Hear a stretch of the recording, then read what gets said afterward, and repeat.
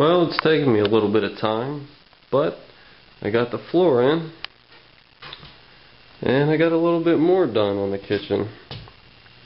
So there's the floor fully in. What I started doing was all the insulation as well. I got all the insulation put up.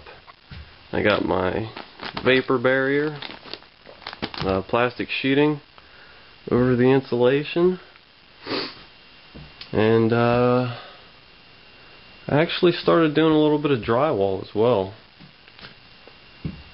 You can see up here I got the ceiling halfway sheeted, and I started doing the walls. Now the reason I started mudding all the joints and everything now is because, like I said to begin with, I'm doing all this work by myself. Okay, now that's a full sheet of drywall on the ceiling, and I put that up there by myself. Okay, nobody helping me, and I didn't even have any like a 2x4 T or anything to hold, you know, one end up. So that was really really difficult to do, but I got it up there, and I really didn't have the energy to get the other half sheeted on the ceiling, just because I'm doing it by myself, and it's hard by yourself. So I started doing the walls, and still got to do a little 9-inch piece down there at the bottom. But yeah, I started doing the walls, you know, just to do whatever I could. Maybe today or tomorrow I'll get that other sheet up on the ceiling, and the rest I can do pretty easily myself. Of course, there's insulation all the way behind that wall and vapor barrier, just like over here. These are the only two walls that I had to insulate. The other walls will just get sheeted over with drywall. The way that I got that sheet up on the ceiling by myself, and you could do this for yourself as well if you're working alone and you have to get a sheet up on the ceiling, was I screwed in some temporary boards, or they're actually 1x2s. I screwed one over there, you know, maybe 5 inches down from the ceiling, one on the opposite end, and then just a little piece in the middle. And basically what I did was I just stuck the ladder in the middle of the room here, grabbed the sheet, and slid it up onto those 1x2s, and they would hold it up there so that I could reposition myself and get under it and push it the rest of the way up and nail it in, or screw it in. So if you ever have to do any drywall by yourself, even if you have a T, 2x4 T or something, if you're by yourself, it's pretty hard to wedge up even one end and screw the other end up with a T. So you might want to try something like that with those 1x2s, and then just, like I said, just slide the sheet right up on top and they'll hold it. So yeah, the floor's in, everything's good to go. The only thing left to do is get the rest of it sheeted in drywall.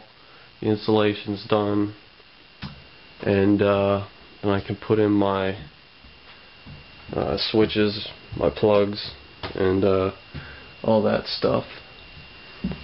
So there's my tape that I used. This is really good tape, joint tape for your drywall. This is nylon mesh. They have fiberglass mesh tape too that you can use on your joints. it's just a lot better than the paper tape. I've used the paper tape in the past, and it's cracked. And I'm doing it the exact same way with this mesh tape. I've never had a problem with it. It's a little bit harder to work with when you're doing the corners to fold the tape over and get it in the corner versus paper tape, but it's a lot stronger. And of course, like I said, this is the moisture and mold resistant drywall, says it on there. For the walls, I actually did have the ceiling, the drywall for the ceiling, which is not moisture and mold, but I had it, so I'm using it. You don't really need something like this in a kitchen per se. I mean, that's more or less for a bathroom where you do have a lot of heat and moisture to keep it from starting to mold or deteriorate. But it doesn't hurt to have it in the kitchen, I guess. I got that moisture resistant drywall for the same price as regular drywall, so I figured why the hell not.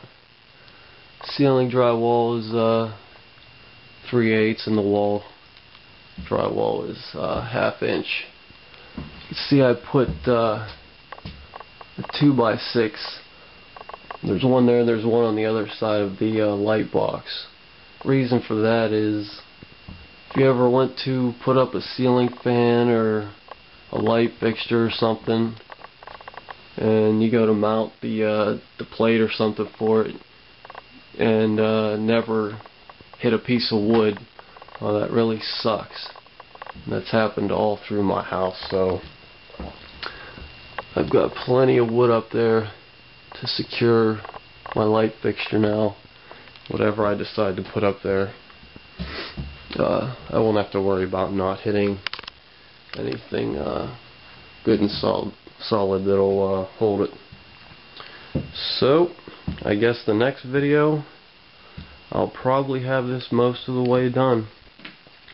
After I get the drywall on, I have to of course do the trim around the windows. I have to make a new windowsill and trim around the door. That's all pretty easy, pretty quick stuff to do. So got my 60-gallon bucket of joint compound. Just got all my tools and stuff here. Had to buy another bag of insulation. I'll use that somewhere else around the house here. Got all my tools. I did decide that well, I'm not going to rewire the whole house. I am going to change out all the plugs and switches and cover plates. Got these GFCI plugs for the kitchen next to the sink. Anywhere there's water involved, you're going to want a GFCI plug for safety reasons. Of course, one plug's going right here. Will be, you know, pretty close to the sink, within 3 or 4 feet. So I'll have that plug there, and there's the other GFCI plug is for the outside outlet that I put on the outside of the house. So I guess I'll talk to you guys a little bit later. I should be most of the way done with the kitchen, and I guess I'll move on to the bathroom next and start working on that. So that's where I'm at right now. Thanks for watching. I'll talk to you all later.